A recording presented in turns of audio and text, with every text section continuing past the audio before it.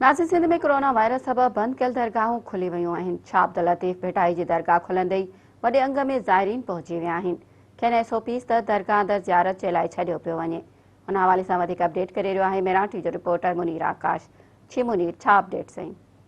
जी शाल अब्दुल भिटाई जी जेका corona virus सबब केतिरे महीननि खां केतिरे अरसे खां जेका दरगाह बंदि पई, अॼु जेका आहे सो उहा दरगाह जेका खुली वई आहे। टियों ॾींहुं जेको आहे सो वज़ीर दाख़िला जेको आहे सो हुकूमत दाख़िला तरफ़ां जेको हिकिड़ो नोटिफिकेशन जारी कयो वियो।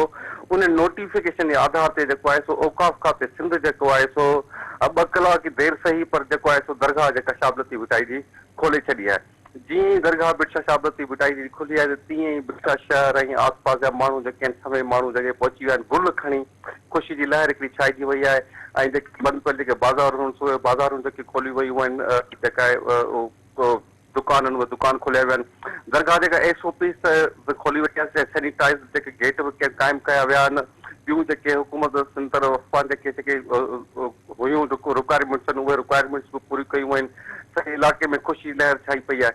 ऐं जॾहिं हिकिड़ी ॻाल्हि ॿी जेका वाज़े कयां त जेको हेसि ताईं जेको आहे को टाइम जेको अञा ताईं शो न कयो पियो आहे। असांखे ज़रिए वटां मालूम ख़बर पई आहे 24 कलाक जी जेका दरगाह खुलियल हूंदी।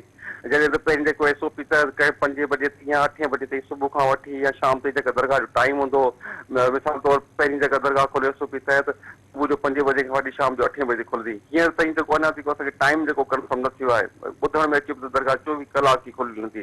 दरगाह जे खुलण सां ई जेके सवें जी तादाद में मुरीद जेके गुल खणी जीअं लतीफ़ जा नारा हणंदी दरगाह बिरसा थी पहुची विया आहिनि। हींअर दरगाह शाह लतीफ़ भिटाई जीअं लतीफ़ जे नारनि सां गूंजी पई आहे, सॼे इलाइक़े में सराही आहे। जी मुनीर, अवां जी महिरबानी।